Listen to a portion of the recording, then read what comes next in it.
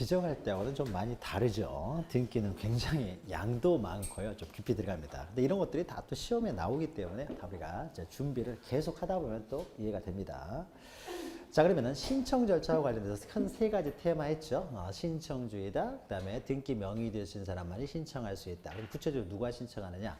자, 우리는 매매를 원인으로 소유권 이전 등기 절차를 다루고 있기 때문에요. 자, 매매를 원인으로 소유권 이전 등기를 한다 그러면은 갑이 최초의 소유자로서 소유권 보존 등기가 되어 있는 상태에서 이해가지고 매매를 원인으로 이에서 을 앞으로 소유권 이제 이전 등기를 한다라고 했을 때는 원칙적으로 갑과 을이 공동으로 신청해야 된다는 거죠. 그러니까 등기소에 둘이 나와가지고 신청을 해야 됩니다. 이게 원칙적인 것이죠. 그런데 여러분 집 사고 팔 때, 땅 사고 팔 때 직접 등기소 가는 지는 없죠. 누가 갑니까? 법무사가 하죠. 법무사한테 맡기는 거죠. 그래서 법무사한테 맡겨가지고요. 법무사가 쌍방을 대리해가지고요. 법무사가 신청합니다. 여러분 나중에 이제 대리에서 민법 하다 보면요.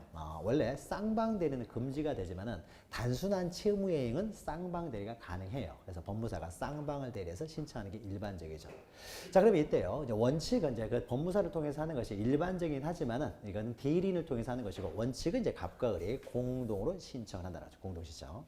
자, 그러면 공동 신청을 할 때요. 그러면 갑과 을이 등기소에 가가지고요. 자, 등기하러 왔습니다라고 말로 해가지고 등기가 되는 건 아닙니다. 그래서 이 사람이 등기를 이제 신청할 경우는 신청서를 작성해서 제출합니다. 신청서를 제공을 하는 것이죠. 그러면 신청서를 보고 등기를 하게 되고요. 근데 신청서에 허위로 기재될 수가 있기 때문에 신청서에 기재된 내용이 정말 진정하다는 걸 증명하는 여러 가지 첨부 서류도 함께 가져가야 됩니다. 그래서 신청서와 여러 가지 첨부 서류를 가지고 가서 등기를 신청합니다. 그럼 이렇게 신청서와 첨부 서면을 가지고 이제 등기를 신청하는데 그 등기 신청 방법에는요 두 가지가 있습니다. 그래서 밑에 338페이지 하다 보시면 이제 등기 신청의 방법. 자, 이것이 이제 네 번째 테마입니다. 네 번째 테마. 신청 절차에 있어서 자, 갑과 을이 공동으로 신청한다라고 했을 때 그 신청하는 방법. 신청 방법은요. 가장 일반적인 방법으로는요. 갑과 을이 등기소에 직접 출석을 합니다.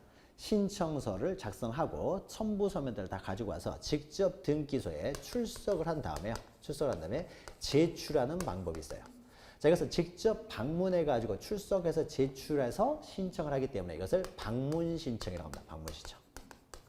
자, 방문 신청하는 방법이 있고요. 방문해서 가장 일반적인 방법으로 할 수 있는 거죠.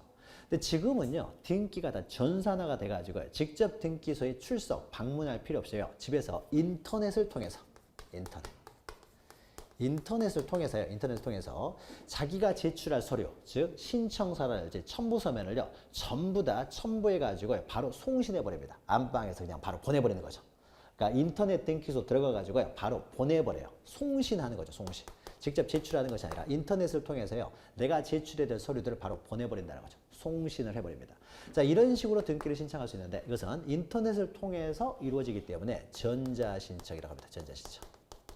그래서 두 가지 방법이 있습니다. 두 가지 방법. 그러면 먼저 방문 신청을 먼저 보자. 방문 신청. 자, 크게 이제 우리가 그냥 그 그림만 이해만 하시면 돼요. 자, 방문 신청을 하게 되면요. 가가지고요. 방문 신청할 때는 이제 신청서를 작성합니다. 신청서를. 그래서 등기 신청서. 소유권 이전 등기 같은 경우는 소유권 이전 등기 이제 신청서를 작성합니다. 신청서의 구체적인 기재 사항들은요. 우리가 나중에 내일 할 거예요. 아니, 다음 주에 할 거예요. 다음 주에 하는데 우리가 매매 계약을 한다는 경우에도요. 만약 갑과 을 사이에 매매를 했으면 매매 계약서를 작성을 하겠죠. 자, 여러분 민법에서요. 이 매매는 낙성 계약이기 때문에 반드시 낙성 불효식 계약이기 때문에 서면으로 할 필요는 없습니다. 반드시. 그러나 나중에 등기를 신청할 때는요. 매매 계약서가 들어가야 돼요. 들어가야 되기 때문에 부동산 거래는 이제 다 서면으로 매매 계약서를 작성을 하는 것이죠. 자, 그럼 매매 계약서 여러분이 보신 적 있으면 계약서가 이렇게 생기는 거죠. 계약서가. 맨 위에는요. 무엇을 얼마에 파는지가 나오죠. 그래서 무엇을 얼마에 파느냐. X 물건을 10억 원에 판다. X 토지를 10억 원에 판다라고 이렇게 나오죠. 엑스토지에 자세한 내용이 나오고 10억 원을 지급할 때 뭐 계약금 얼마, 중도금 얼마 이렇게 쭉 나오는 거죠. 그 다음에 맨 밑에는 뭐가 나오냐면요. 이제 파는 사람하고 사는 사람, 매도인과 매수인이 나오는 거죠. 그래서 매도인은 갑, 매수인 을 나오죠. 물론 이제 공인중개사를 통해서 매매를 하게 되면 여기 이제 중개사를 쓰게 되는 이제 거기 중개사가 이제 계약서를 쓰게 되면 중개사란이 나오는 거고요. 자, 그러면 매도인 갑, 매수인 을 나오게 되죠. 자, 그래서 매매는 법률행위고요. 법률행위가 성립하기 위해서는 여러분 민법 시간에 법률행위가 성립하기 위해서는 세 가지가 있어야 되죠. 첫 번째가 당사자가 있어야 되고요. 그렇죠? 그다음에 두 번째가 계약의 내용, 그 목적이 있어야 되고요. 또 세 번째가 뭡니까? 의사 표시가 있어야 되죠. 아직 민법에서 안 배웠나요, 여기까지? 의사 표시가 있어야 되죠. 그러니까 갑과 을 당사자가 X 물건을 10억 원에 사고 팔기라는 그 목적대로 어떻습니까? 의사 표시가 있어야 되죠. 그래서 갑이 이걸 팔겠다는 의사 표시. 그 의사 표시는 계약서에 어떻게 나서냐? 도장을 찍는 거죠, 도장. 이게 의사 표시죠. 을이 도장을 찍습니다. 이게 의사 표시죠, 의사 표시. 그러니까 계약서를 다 작성한 다음에 마지막에 갑이라는 사람이 일단 안 팔리라고 도장 안 찍어버리면요, 팔겠다는 의사 표시가 없잖아요. 그러니까 계약은 성립되지 않는 거죠. 그렇죠? 막판에요. 다 써놓고 도장 안 찍어버리면은 계약은 성립되지 않는 거죠. 그러니까 목적이 있고, 그 다음에 당사자가 있고, 그 다음에 의사 표시가 있어야 되겠죠. 그래야 어떻습니까? 계약이 성립되게 되는 거죠. 그래야 우리는 계약서가 성립됐다고 합니다. 자, 그러면 등기 신청서도 마찬가지예요. 그러면 신청서에는요, 갑에게서 을에게로 매매를 원유로 소유권 이전을 신청하는 거잖아요. 그러니까 신청서에도 이런 내용이 있습니다. 무엇을 얼마의 계약을, 매매 계약을 통해 가지고 소유권 이전을 하고자 한다라는 것이요, 신청서 여기 쭉 나옵니다. 기재를 하고요. 그럼 맨 밑에는 뭘 적냐면요, 저거하고 비슷합니다. 저거하고 비슷해서요, 물건을 파는 사람하고 사는 사람이 써요. 그럼 우리는 등기 신청서이기 때문에 여기는 매도인 매수인이라고 하지 않고요, 매도인이 등기 의무자죠. 그러니까 등기 의무자란이 나오고 등기 권리자란이 나옵니다. 여기 등기 의무자란에, 등기 의무자는 누구예요? 갑이죠, 갑.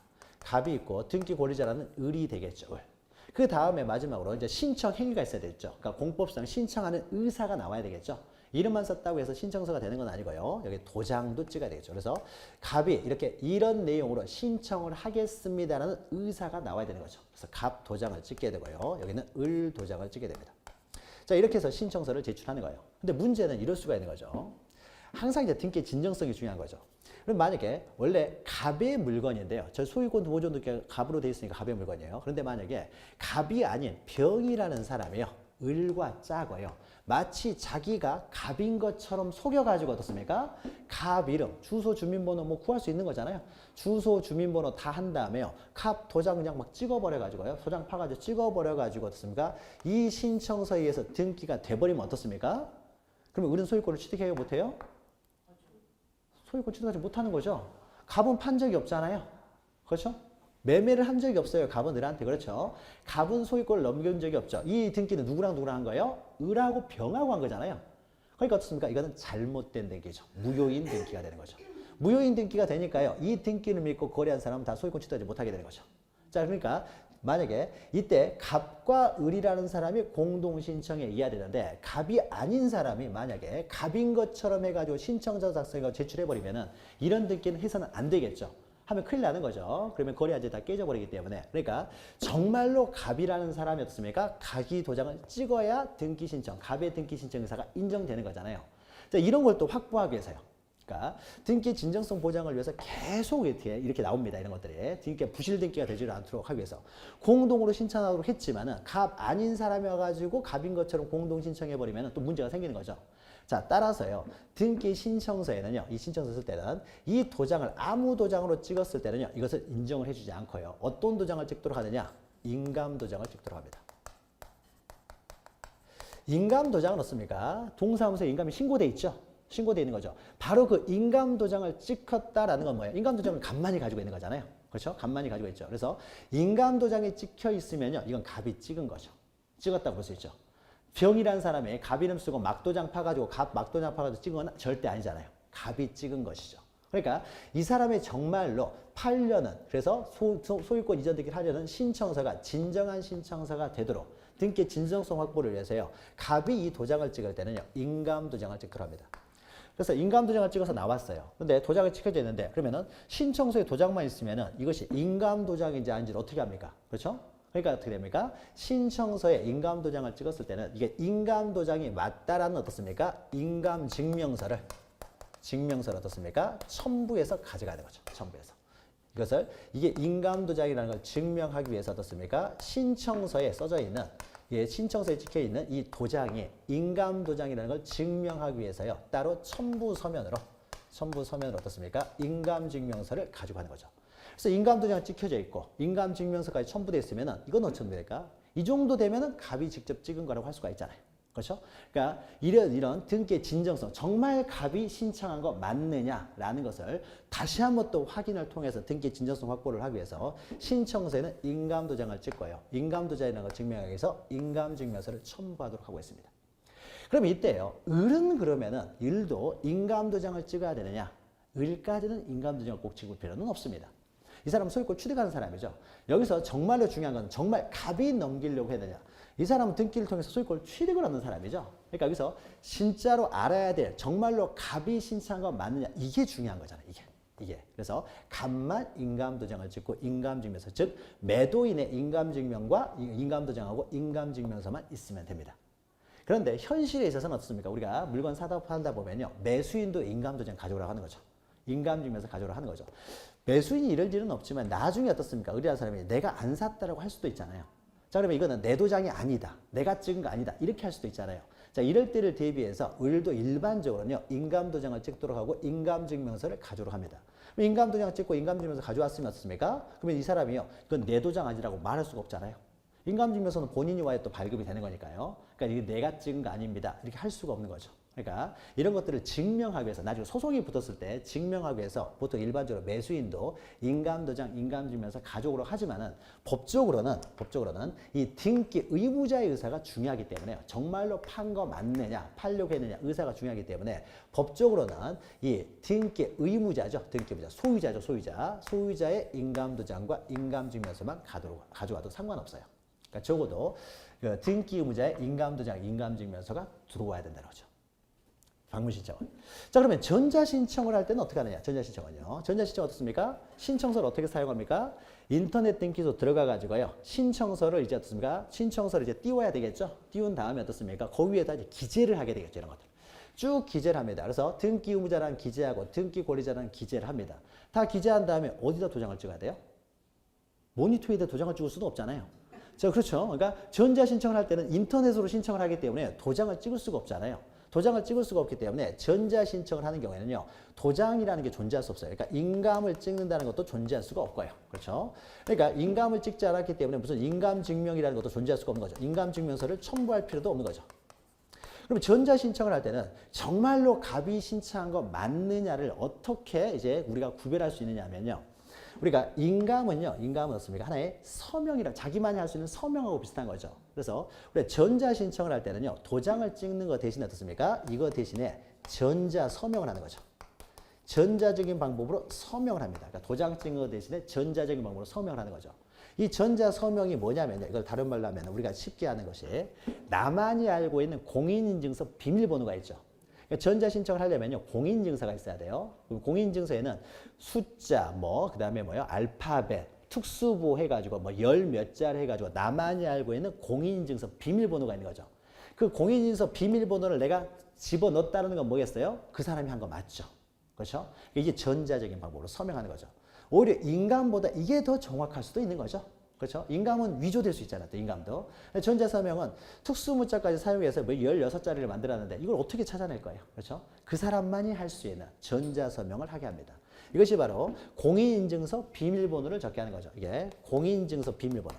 공인인증서 인증 비밀번호. 그러니까 이걸 공인인증 비밀번호를 공인인증 정보라고 합니다. 구체적으로 하면 이게 비밀번호가 되겠죠. 공인인증 비밀번호. 나만이 알고 있는 공인증서 비밀번호가 되겠죠. 자, 요 내용이요. 요것이 인감을 대체하게 되는 거죠. 대체하게 돼요. 그래서 전자신청을 할 때는 도장을 찍는 것 대신에 전자서명을 한다. 즉, 공인증서 비밀번호를 집어넣음으로써 이것이 이제 인감을 대체하고 있는 거죠. 그러니까 전자신청을 할 때는 어떻습니까? 인감증명은 필요 없고 대신에 공인증 비밀번호가 한꺼번에 송시되는 거죠. 한꺼번에 송시되는 겁니다. 이래서 이제 진정성을 확보하는 것이죠. 자, 그러면은요. 자, 여기까지 보고요. 오른쪽에, 왼쪽에 방문신청 개념만 보죠. 1번 보시면요. 방문신청을 하는 경우에는, 방문신청, 직접 등기소에 출석하여 제출합니다. 내가 제출한 서류를. 그래서 신청정보라는 것은요. 신청서를 말합니다. 신청서의 내용을 신청서로 등기소에 제공해야 되는 정보를 신청인 또는 대리인이 기명날이나에 서명한, 이건 중요한 것은 아니고요. 직접 등기소의 제공에다 동그라미 치면 됩니다. 등기소의 제공. 그러니까 방문신청이라는 것은 직접 등기소에 출석하여 제출한다는 거죠. 직접 출석하여 제출하는 방법으로는 방문신청이라고 한다. 보통 이제 등기소에 직접 가서 하는 것이죠. 자, 그러면은 오른쪽에는요, 전자신청, 이 개념만 보시면 돼요. 직접 등기소에 출석하여, 등기소에 출석하여 출석하여 제출하는 법이 방문 신청이게 되고요. 그러면 전자 신청은요, 인터넷 등기소가 있어요. 인터넷 등기소. 그러니까 인터넷 등기소에 거기 로그인하고 들어가가지고요. 로그인하고 들어가서 거기서 신청서 이런 거 다 쓴 다음에 이걸 바로 송신해버리면 됩니다. 이것이 바로 전자 신청이에요. 자, 오른쪽 전자 신청에서 방문 신청 개념만 좀 보시고요. 오른쪽에 전자 신청해 가지고요. 자, 인터넷에 의한 신청이죠. 인터넷을 통해서 바로 송신해버리는 방법으로 신청할 수도 있다는 거죠. 자, 두 가지를 비교하면서 어떻습니까? 두 가지를 구별해서 보죠. 여기다 두 가지를 비교하면서 이렇게 적어 놓으셨기 때문에. 자, 등기 신청인 해가지고요. 이제 전자 신청과 이제 방문 신청이죠. 우리가 지금 방문 신청을 한 거예요. 자, 그러면은 방문 신청할 때 신청할 수 있는 사람은요. 우리가 등기 신청 적격이 있는 사람은 자연인, 법인. 여기서 비법인이라는 것은 비법인 사단, 비법인 재단을 말하는 것이죠. 그래서 자연인도 신청할 수 있고, 법인도 신청할 수 있고, 비법인 사단, 재단도 신청할 수가 있다는 거죠. 자, 그런데 왼쪽 보시면요. 전자 신청은요. 자연인은 신청할 수 있습니다. 그러면 세 번째 보시면요. 외국인도 전자 신청이 가능해요. 외국인 등록이 돼 있으면은 우리는 이제 주민등록번호가 있지만 외국인은 외국인 등록 때문에 외국인 등록번호가 부여가 됩니다. 이 외국인 등록번호가요. 마치 우리의 주민등록번호하고 비슷한 역할을 해요. 그래서 외국인도 전자 신청이 가능합니다. 외국인 등록만 돼 있으면. 그다음에 동그라미 2번 보시면은 법인도 가능하고요. 그런데 밑에 참고해가지고 비법인, 자, 비법인 사단, 비법인 재단. 자, 여기에는요, 이 사람들은요, 방문 신청만 가능하지 전자 신청이 안 돼요. 자, 그 이유는요, 자, 법인화가 돼 있는, 법인 등기부에 등록이 돼 있는, 등기가 돼 있는 법인 같은 경우는요, 법인 등기부에 나오기 때문에 누가 법인 등기부에 대표자가 누구인지 이렇게 다 나옵니다. 법인에 대한 자세한 사항이 나와 있어요. 자, 그걸 통해서 어떻습니까? 다 인정이 됐어요. 법인 등기되는 것이요. 다 심사를 통해서 법인 등기가 됩니다. 우리 그냥 법인 등기하러 왔습니다. 라고 해서 법인 등기 해주는 거 아니에요. 법인화 해주는 것이 아니라 일정한 절차가 다 있어요. 필요한 서류들이 굉장히 많습니다. 법인 등기가 어떤 법인화 하려면은요. 필요한 서류들이 많이 있어요. 이걸 다 가지고 와서 법인 등기가 됐어요. 그럼 법인 등기소에서는 이 자료들을 다 가지고 있겠죠. 이걸 다 심사를 통해서 법인 등기를 했어요. 그러니까 법인 등기가 되어 있는 법인 같은 경우는 이 법인에 대한 자세한 사항이 법인 등기부에 다 기록이 되어 있기 때문에 법인 같은 경우는요. 법인 등기부가 따로 있어서 자세한 내용이기 때문에 전자 신청을 해도 상관없는데 법인화가 안 된 사단 같은 경우는요. 법인화가 안 돼 있는 그냥 사람의 단체예요. 이 사람의 단체가 와가지고 야 우리도 사람의 단체니까 우리도 법인 아닌 사단이다 등기해 주세요 해버리면은 정말로 여기가 비법인 사단이 맞는지 안 맞는지 그러니까 법인화는 안 됐다고 하더라도요. 그래도 적어도 사단의 실체는 가지고 있어야 되는 거죠. 그래서 조직도 가지고 있고요. 정관도 있고 이런 것들이 다 있어야 그래도 최소한 비법인이라고 볼 수가 있고 비법인이라고 적어도 볼 수 있어야 어떻습니까? 등기를 해주는 것인데 이거는 어떻습니까? 이런 서류들이요. 뭐요? 인터넷으로 신청해버리면 이런 것들을 검사를 못한다는 거죠. 이 제출해야 될 서류들이 굉장히 많습니다. 우리는 법인은 아니지만은 비법인 사단으로서 실체를 가지고 있다라고 하면은 정관도 가져와야 되고요. 뭐 여러 가지를 가져와야 돼요. 근데 이런 것들을 다 심사를 통해서 정말로 비법인 사단이 맞는지 안 맞는지 확인을 먼저 한 다음에 그 다음에 등기를 해줘야 되기 때문에 이 심사를 전자 신청을 해버리면 심사를 못 한다는 거죠. 자, 그래서 비법인 사단, 비법인 재단은요, 직접 방문해가지고요, 우리가 비법인 사단으로서 성질을 가지고 있습니다라는 자료들을 가져와서 다 심사를 받아서 등기를 해야 되기 때문에 전자 신청은 못합니다. 그래서 비법인 사단, 비법인 재단은 전자 신청을 못해요. 그러나 이 사람들 없습니까? 그러니까 비법인 사단, 비법인 재단은 결국 방문해서 신청을 해야 된다는 거죠. 그래서 우리가 비법인 사단이라는 걸 증명해가지고 어떻습니까? 다 심사를 거쳐서 방문해서만 등기를 할 수 있지 전자적인 방법으로는 신청을 못한다는 거죠. 그래서 이것도 자주 나오는 내용이에요. 그래서 비법인 사단, 비법인 재단은 직접 방문해서 신청해야 되지 전자 신청은 안 된다는 거죠. 그리고 밑에 이제 대리인이요. 자, 등기 신청은 실질적으로 대리인에 의해서 이루어진다는 거죠. 자, 그러면은 방문 신청을 하는 경우에는 누구나 대리할 수 있어요. 누구나 대리할 수 있습니다. 그래서 두 사람이 등기 신청을 하려고 하는데요. 그냥 이렇게 하는 거죠. 제 아내랑 처남이랑 거래를 합니다. 거래를 하면서요. 등기하려면 법무사 비용이 들어야 되기 때문에 당신이 좀 등기 좀 하니까 직접 등기소 가서 등기 좀 해주지 라고 해가지고요. 내가 쌍방을 대리해서 제가 등기해도 상관없어요. 저는 법무사가 아니지 이렇게 그냥 누구나 할 수 있는 겁니다. 누구나 변호사 법무사 아니어도요. 누구나 방문 신청을 할 수가 있어요. 근데 만약에 제가 어떻습니까? 이걸 업으로 해버리면요. 법무사 굶어 죽게 되겠죠. 그러니까 방문 신청은요. 누구나 대리를 할 수 있지만은 돈 받고 업으로만 안 한다면은 누구나 할 수 있습니다. 누구나. 그러니까 업으로는 못하지만은 그러나 한 번 정도는요. 쌍방을 대리해가지고 어떻습니까? 내가 등기를 신청해 줄 수 있어요. 그러니까 누구나 대리할 수는 있다는 거죠. 누구나 대리 가능합니다. 근데 이렇게 부탁을 하게 되면요, 그때 굉장히 피곤해요. 웬만하면 맡기지라고 하죠. 맡기지. 등기 신청하는데 서류 같은 걸 구하는 게 굉장히 오래 걸립니다. 그러니까는 저한테 부탁하면요, 안 해줘요. 알아서 법무사한테 맡겨서 해라 이렇게 하죠. 그게 좀 이렇게 좀 수수로 하려면요, 한 뭐 서류 다 준비하는 데 있어서 하루 이틀이 그냥 소요가 되는 거죠. 그러려면 차라리 이제 법무사. 요새는 법무사의 등기 비용이요, 요새 법무사들이 그렇게 좀 힘들어가지고요, 굉장히 쌉니다. 한 30에서 50 정도 들어가는 거예요. 그러니까 그 30에서 50 정도니까 공인중개사 계약서 하나 쓰면 굉장히 많죠. 그 액수가 많죠. 법무사는 그렇게 많이 못 벌어요. 못 벌기 때문에 그러니까 법무사한테 경쟁이 심해가지고요, 법무사 비용이 굉장히 쌉니다. 그러니까 그냥 맡겨가지고 하는 것이 훨씬 편해요. 훨씬 편하니까. 자, 그런데 왼쪽 보시면 전자신청이요. 자, 전자신청은 아무나 할 수 있는 게 아닙니다. 아무나 할 수 있는 것은 아니고요, 변호사, 법무사라는 자격을 가진 자만이 대리할 수 있어요. 그래서 자격을 가진 자만이 대리할 수 있기 때문에 이 변호사나 법무사를 자격자 대리라고 합니다. 우리가 세금 신고도 어떻습니까? 세금 신고를 이제 세무사가 대리를 하잖아요. 근데 일반인이 전자적인 방법으로 대리는 못 합니다. 그러니까 세금 신고도 다 전자 신고를 하는 거죠. 그럼 이것은 세무사만이 할 수 있는 거예요. 일반인이 그 전자 신고를 대리할 수는 없어요. 그러니까 등기도 마찬가지입니다. 방문 신청은 누구나 할 수 있지만은요, 전자 신청은요, 변호사, 법무사 자격을 가진 사람들만이 전자 신청을 할 수가 있습니다. 전자 신청. 그래서 약간 차이가 있고요. 그다음 밑에 보시면은요, 전자 신청 같은 오른쪽 방문 신청은 뭐죠? 있죠? 방문 신청은 어떻습니까? 직접 가가지고 신청서를 손으로 직접 작성하기 때문에 여기는 인감도장을 찍어야 된다는 거죠. 그래서 인감도장을 찍기 때문에 이것이 인감도장이라는 인감증명서를 첨부서면으로 제출을 해야 돼요. 인감정보를 첨부서면으로 제출해야 되지만 오른쪽 보시면 어떻습니까? 왼쪽이죠. 전자신청은 이런 것들을 제공할 필요가 없고요. 대신에 공인인증 정보가 이 인감을 대체한다는 거죠. 그래서 인감증명을 제공할 필요가 없다는 거죠.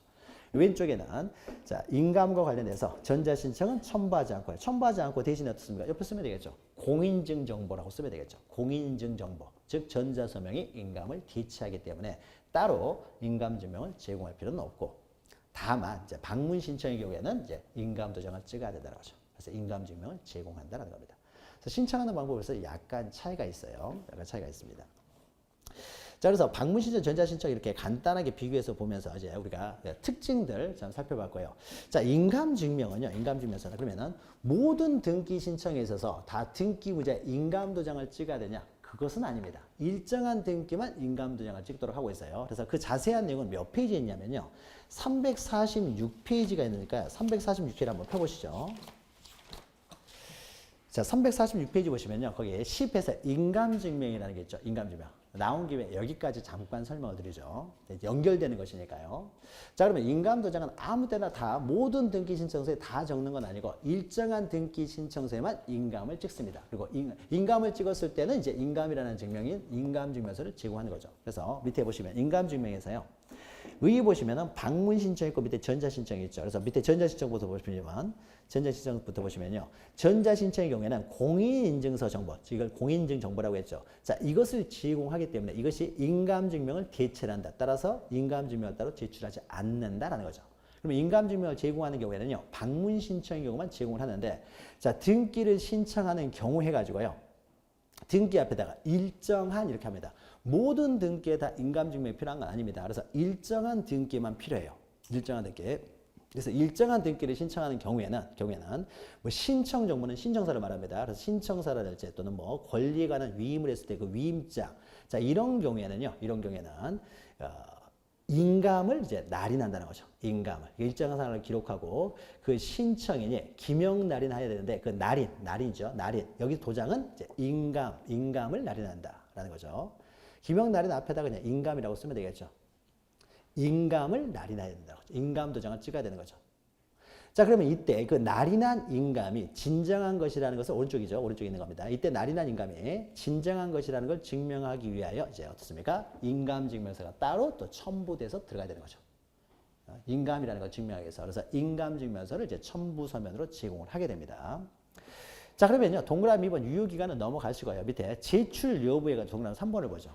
그래서 어떤 경우에는 인감을 적고 인감을 도장을 찍고 인감증명서를 제공하고 어떤 경우는 제공하지 않느냐 해가지고요, 인감증명을 제공하는 경우가요, 1번부터 동그라미 1번부터 동그라미 8번까지 기억니은이네요. 그러니까 8가지가 있어요. 기억니은, 디귿, 리읍, 미음, 비읍, 시옷, 이응이 빠져있네요.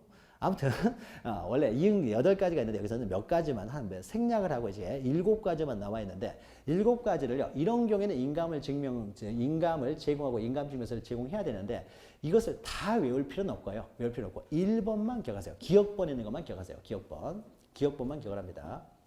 자, 그러면 기억번만 이제 하나만 기억하시면 되고요. 그리고 지금은요. 인감 증명에 관한 시험이 잘 안 나옵니다. 지금 현재는요. 대부분 다 전자 신청을 해요. 전자 신청을 하기 때문에 방문 신청하는 경우는 별로 없어요. 우리가 일반적으로 어떻습니까? 다 변호사, 법무사한테 맡기잖아요. 그럼 그 법무사들이요. 다 전자 신청을 해버립니다. 자기 사무실에서 전자 신청을 할 수 있는데 굳이 등기소 갈 필요가 없잖아요. 그러니까 변호사, 법무사는 전자 신청을 대리할 수가 있기 때문에 그러니까 실제로 방문 신청하는 경우는 별로 없다 보니까 시험 문제가 잘 안 나오고요. 대부분 다 이제 전자 신청에서 주로 시험 문제 나옵니다. 그래서 잘 나오지는 않지만요. 그러니까 이 기억번만 좀 기억하시면 돼요. 기억번이 뭐라고 되어 있냐면요. 대표적인 경우입니다. 인감을 날인해야 되는 경우. 자, 기억 보시면 소유권의 등기 명의, 소유권에도 동그라미 치시고요.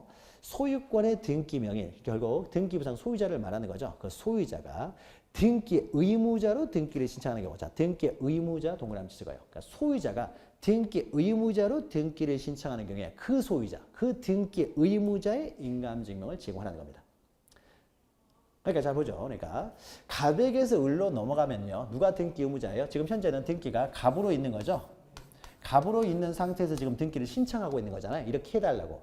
자, 그러면은 이때 갑이 소유자죠. 소유자가 지금 등기 의무자로서 신청을 하고 있죠. 그러니까는 갑의 인감증명이 필요하다는 거죠. 갑의 인감증명이. 그래서 이때는 갑의 인감증명을 가져와야 되고 을의 인감증명은 필요 없습니다. 자, 그런데 좀 더 응용해가지고 하죠. 갑에게서 등기가 된 상태에서 을 앞으로 이전등기가 됐어요. 자, 이전등기가 됐습니다. 이 상태에서 이 등기를 말소하려고 합니다. 말소. 자, 말소하려면요. 갑과 을의 말소도 공동신청이죠. 공동신청이면 이때는 등기 의무자가 누구예요? 을이라고 했죠. 그러면 을이라는 사람이 지금 말소되기 전에 소유자입니까? 소유자 아닙니까? 등기부상 소유자죠. 등기부상 소유자가 어떻습니까? 등기 의무자로서 지금 말소를 요구하고 있잖아요. 그렇죠? 그러니까 말소 등기할 때는 누구의 인감이 필요하겠어요? 을의 인감이 필요한 거죠. 정말로도 말소하려는 거 맞느냐라는 거죠. 그렇죠? 이 사람이 등기 의무자니까. 그러니까 소유 명의인이 등기 의무자일 때, 그러니까 이전 등기할 때는 갑의 인감증명이 필요하지만은 이 등기가 된 이후에 이 등기를 말소할 때는 을의 인감증명이 필요한 거죠. 그러니까 그 사람의 진정한 의사를 다시 한번 확인하겠다는 거죠. 명확히 확인하겠다는 거죠. 그 권리를 잃게 되는 사람, 그 사람의 의사를 명확하게 확인하겠다는 거죠. 다시 한번. 그래서 을의 인감증명이 필요한 거죠. 그러니까 을 모르게 어떻습니까? 어떤 사람이 을인 것처럼 해가지고 말소해버리면 안 되잖아요. 그러니까 을의 인감증명이 필요한 거죠. 그럼 또 나아가지고요. 자, 보죠. 갑에게서 갑이라는 사람이요. 이제 A 앞으로요. 이래가지고 A 앞으로 저당권을 설정합니다. 저당권을 설정하면서 5억 원의 저당권, 5억을 빌리고 저당권 설정해요. 자, 그러면은 저당권 설정 계약에서는 갑이 등기 권리자예요. 갑이 등기 의무자입니까? A가 등기 의무자입니까? 갑이 등기 의무자죠. 이 사람이 저당권 설정해 주니까 손해를 보는 거죠. 갑은 소유자입니까? 소유자죠. 그러니까 갑의 인감증명이 필요해요. 갑의 인감증명. 그러니까 저당권 설정할 때도요. 갑의 인감증명이 필요해요. 소유자 인감증명이. 근데 만약에 이때 돈을 다 갚아가지고요. A의 등기를 말소를 합니다. 말소를 해요. 자, 말소할 때는 누가 등기 의무자예요? A. A는 소유자입니까? 아니죠. 그러니까 이 등기를 말소할 때는요. A의 인감증명은 필요가 없게 되는 거죠. 그러니까 이 등기 말소할 때는 A의 인감증명 안 가져와도 된다는 거죠. 그러니까 소유자가 등기 의무자일 경우에만 인감증명을 제공합니다. 그러니까 우리가 앞에서요 또 소유권을 이전할 때는 갑의 인감증명이 필요하다고 했는데 만약 이때 A에게서요 1에 1에서 B에게 이 저당권이요 이전이 됩니다. 이전이 되면 누가 등기 의무자예요? A에서 B로 이전이 되기 때문에 A는 소유자입니까? 아니죠. 그러니까 A의 인감증명이 필요 없어요. 그러니까 소유권 이외의 권리를 이전할 때는 인감증명이라고 필요 없다는 거죠. 그러니까 여러 가지 인감증명을 제공하는 경우, 제공하지 않는 경우 나오는데요. 기억법만 기억하세요. 그러니까 소유자가 등기 의무자인 경우에는 인감증명이 필요하다는 거죠. 인감증명이 필요하다. 그러니까 소유자 아닌 사람이 등기 의무자인 경우는 원칙적으로 인감증명이 필요 없다는 거죠. 나온 김에 좀 더 해볼까요? 그러니까 우리가 앞에서 등기 권리자, 등기 의무자를 구별해서 우리가 본 이유는 바로 이런 걸 확인하기 위해서요. 이런 걸 확인하기 위해서. 그래서 누가 등기 의무자인지를 먼저 알아야 되겠죠. 그리고 그러면 그 등기 의무자를 먼저 찾고 그 사람이 소유자인지를 찾아봐야 되겠죠. 소유자면은 인감증명 필요하고 등기 의무자가 소유자가 아니면은 인감증명 필요 없어요. 자, 그러면 우리가 지난 시간에 가등기를 했잖아요. 가등기. 자, 갑이라는 사람이요. 이 해가지고 을 앞으로 이렇게 이전 듣기를 하기 전에 을 앞으로 가등기를 합니다. 소유권 이전 듣기. 자, 그러면 갑에게서 을 앞으로 가등기를 하면 누가 등기 의무자가 되겠습니까? 갑이 등기를 해주니까 갑이 등기 의무자가 되겠죠? 그러면 갑은 소유자입니까? 소유자. 소유자가 지금 가등기를 해주는 거잖아요. 그렇죠? 그러니까 어떻습니까? 갑의 인감증명이 필요하게 되는 거죠. 가등기를 해줄 때도. 가등기를. 근데 가등기를요, 말소를 합니다. 했던 걸 말소할 수 있는 거죠. 자, 가등기를 말소해요. 자, 가등기를 말소할 때는 누가 등기 의무자가 되겠어요? 을. 을은 소유자입니까? 아니죠. 아니니까 을의 인감증명은 원래 필요가 없겠죠. 필요가 없을 텐데 이 경우에도 인감증명은 필요하다라고 나와 있는 것이 니은번이에요. 니은번. 니은번. 그러니까 니은번까지 했으니까 해보죠. 소유권에 관한 그 346페이지 기억 밑에 있죠. 소유권에 관한 가등기 명의죠. 자, 이 사람 가등기 명의죠. 가등기 명의인이 어떻습니까? 그 가등기의 말소를 신청하면 돼요. 말소예요. 말소. 가등기에 말소를 할 때는 어떻습니까? 가등기 말소할 때 이 사람은 소유자는 아니지만은 이런 경우에도 을의 인감증명은 필요하다는 거죠. 이것은 니은에 의해서 인감증명이 필요한 거예요. 그렇죠? 그러니까 여기까지는 우리가 기억에 의해서 소유자를 먼저 찾고 소유자가 등기 의무자면은 인감증명이 필요한데 그 이외에 가등기는 소유자가 아니지만은 가등기를 말소할 때도 가등기 명의는 인감증명은 필요하다. 이건 니은에 의해서 그렇습니다. 그래서 나온 김에 기억 니은까지만 기억하시죠. 그래서 이런 경우에는 인감증명이 필요하다. 나중에 또 반복을 하기 때문에요. 자, 여기서 이 정도만 보시면 되고요. 자, 이런 경우에 그러니까 모든 등기에 필요한 것이 아니라는 거죠. 뭐 전세권 이전 등기, 저당권 이전 등기는 필요 없고 저당권 말소할 때 인감증명 필요 없고요. 그렇죠? 소유자가 등기 의무자가 아닌 경우는 원칙적으로 필요가 없고 일정한 경우만 이렇게 인감증명이 필요하다. 소유권 이전 등기에서는 매도인 등기 의무자의 인감증명이 필요하다는 거죠. 자, 인감증명은요. 요 정도 지금 하시면 돼요. 요 정도만 하시면 충분하고요. 다시 앞으로 와가지고요. 339페이지 보죠. 자, 요 내용만 하고 이제 끝내도록 하겠습니다. 339페이지 보시면 이제 전자신청이겠죠. 전자신청. 전자신청이 절차인데요. 자, 전자신청은 뭐 인감증명 이런 것도 필요 없고요. 이제 공인인증 정보만 있으면 되는데 그러면 전자신청을 하기 위해서는요. 뭐가 필요하냐면요. 자, 인터넷 등기소 들어가가지고 어떻습니까? 신청을 하는 거예요. 그럼 이 사람이 인터넷 등기소에 들어가려면요. 로그인을 하고 들어가야 될 거 아니에요? 그러면 아이디가 있어야 되겠죠? 아이디가 없는 사람이 로그인해서 들어갈 수 없죠. 그러니까 이 사람은 뭡니까? 전자신청을 하기 위해서는 먼저 어떻습니까? 아이디 등록을 해야 돼요. 아이디가 발급받아야 되는 거죠. 아이디를 발급받기 위해서는 뭡니까? 미리 사용자 등록을 해야 된다는 거죠. 그러니까 우리가 사용자 등록을 해야 어떻습니까? 아이디가 나오는 거죠. 아이디가. 그래서 우리가 뭐 이렇게 여러분 뭐예요? 여기 뭐 에듀프로, 랜드프로 여기도 어떻습니까? 여러분이 사용자 등록을 하면은 이제 아이디가 있잖아요. 그래서 아이디 가지고 들어가는 거죠. 그래서 미리 어떻습니까? 아이디를 발급받아야 되기 때문에 아이디를 발급받기 위해서 먼저 사용자 등록을 먼저 해야 되는 거죠. 사용자 등록을. 그래야 아이디가 있어야 이제 전자신청을 하게 되겠죠. 자, 그러면은 아이디를 발급받기 위해서는요. 그러면 이 사람이 우리가 여러분들이 에듀프로 뭐 인터넷 거기 이제 가입할 때는 어떻습니까? 사용자 등록할 때는 여러분들이 마음대로 집에서 그냥 아이디를 만들 수가 있었죠. 만들어 가지고 그냥 가입하는 거죠. 사용자 등록할 수 있지만은 자, 전자신청을 하기 위한요. 아이디를 발급받기 위한 이제 사용자 등록을 하기 위해서는 한 번은 등기소에 출석을 해야 돼요. 그러니까 자기들이 마음대로 만드는 것이 아니라 등기소 가가지고요. 저 아이디 전자신청하기 위한 아이디 좀 발급받으러 왔습니다. 자, 사용자 등록하러 왔습니다라고 해서 일단은 등기소에요. 출석을 해야 돼요. 세금 신고도요. 여러분들 자영업자들 세금 신고하면은 세금 신고 본인이 전자신청할 수 있습니다. 그렇죠? 본인이 전자신청해요. 그러면 전자신청하려면 아이디 있어야 되겠죠.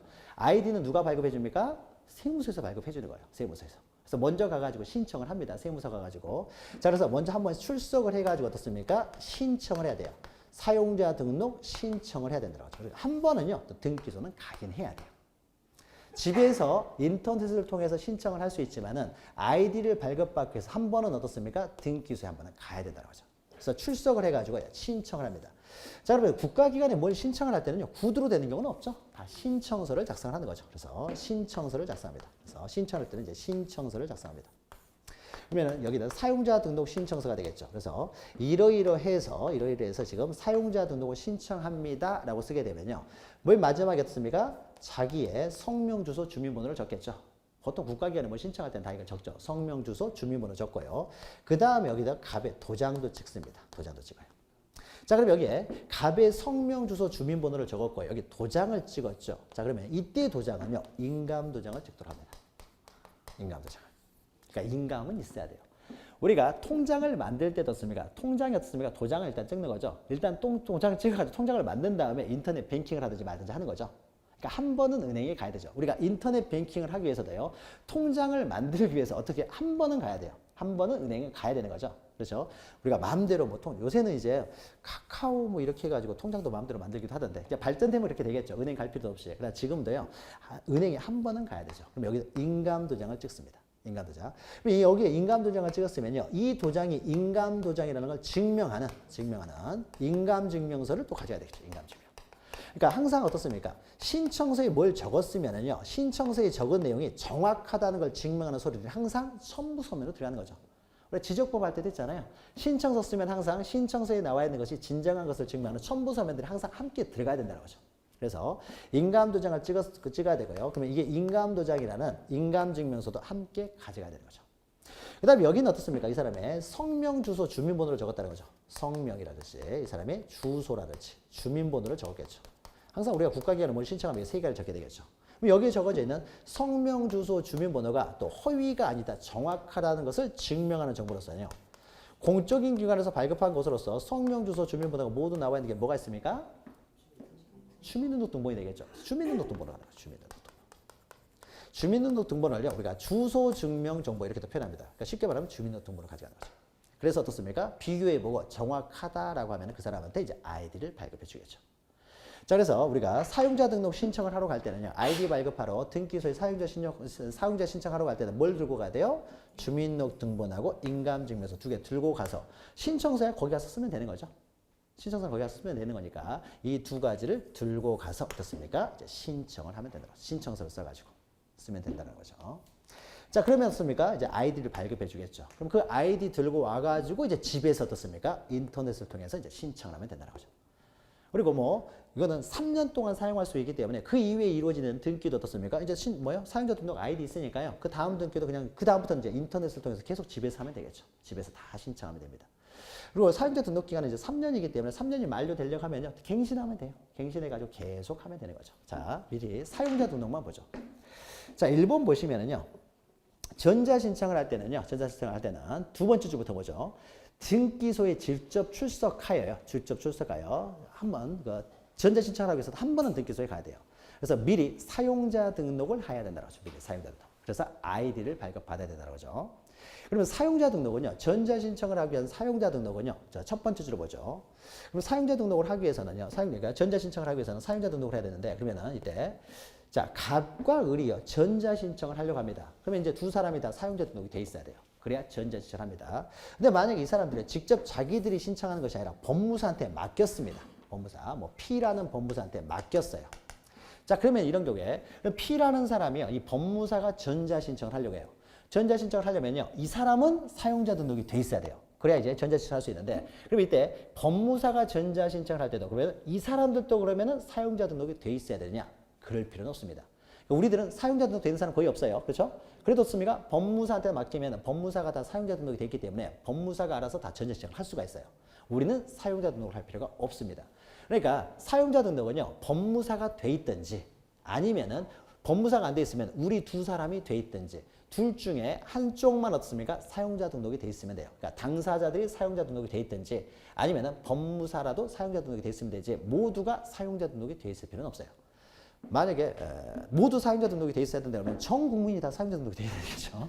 하려면은 그러니까 우리는 사용자 등록 안 해도 돼요. 사용자 등록돼 있는 법무사한테 맡기면 법무사가 한다는 거죠. 그래서요. 당사자 또는 자격자 대리죠. 전자신청은 자격자 대리, 즉 변호사, 법무사를 우리는 자격자 대리라고 하고요. 이 사람들만이 대리할 수 있는 거죠. 그래서 당사자 또는 변호사나 법무사만 사용자 등록이 돼 있으면 되는 것이지. 만약 시험 문제에서 당사자 및 자격자 자격자 대리인이 사용자 등록이 돼 있어야 된다. 그럼 틀린 말이죠. 둘 다 돼 있을 필요는 없고 당사자가 돼 있든지 자격자 대리인이 돼 있든지 양쪽에 어느 한쪽만 돼 있으면 됩니다. 자, 그러면 사용자 등록을 직접 가서 하게 되는데 밑에 첨부 정보 있죠. 그러니까 첨부 정보는 첨부 서면이에요. 첨부 서면을 등기가 전산화되면서 이래 서면 이런 것들을요. 정보라는 표현으로 이제 바꿨어요. 예전에 등기부 등본을 등기상 전부 증명서, 등기부 초본을 등기상 일부 증명서 이렇게 하듯이 이것을 서면들을요. 이제 서면들을 정보 이렇게 말만 바꿨어요. 그러니까 첨부 정보라는 것은 첨부 서면을 말하는 거예요. 신청 정보라는 것은 신청서를 말하는 것이고요. 그러니까 전산화가 되면서요. 전자 신청을 하게 되면 서면이 안 오잖아요. 서면이 안 오기 때문에 그래서 신청 정보, 첨부 정보 이렇게 하는 거예요. 전자 신청이 가능하게 되기 때문에 이렇게 용어만 바꿨습니다. 자, 그래서 기억 니은만 보시면 돼요. 거기에. 그래서 첨부 서면으로 뭐가 있습니까? 인감증명서 가져가고 주소증명서면. 이것이 바로 주민등록번호이 되는 거죠. 주민등록등본을 다른 말로 주소증명정보라고 합니다.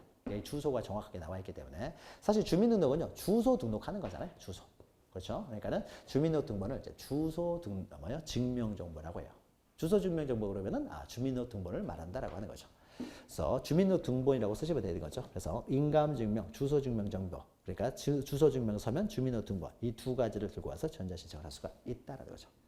그리고 이제 등록이 됐으면은 이제 이때면 집에 와서 인터넷을 통해서 전자신청할 수 있다. 자, 여기까지만 보시면 돼요. 나머지는 그렇게 중요한 내용은 아니기 때문에. 자, 그러면 오늘은요, 이제 등기 신청 절차와 관련해서 등기는 기본적으로 신청이 이루어지는데 이제 큰 테마 4가지를 했습니다. 등기는 원칙적으로 신청주의고 신청은 아무나 할 수 있는 것이 아니라 등기 명의이 될 수 있는 사람만 신청할 수 있고 그럼 구체적으로 누가 신청하느냐?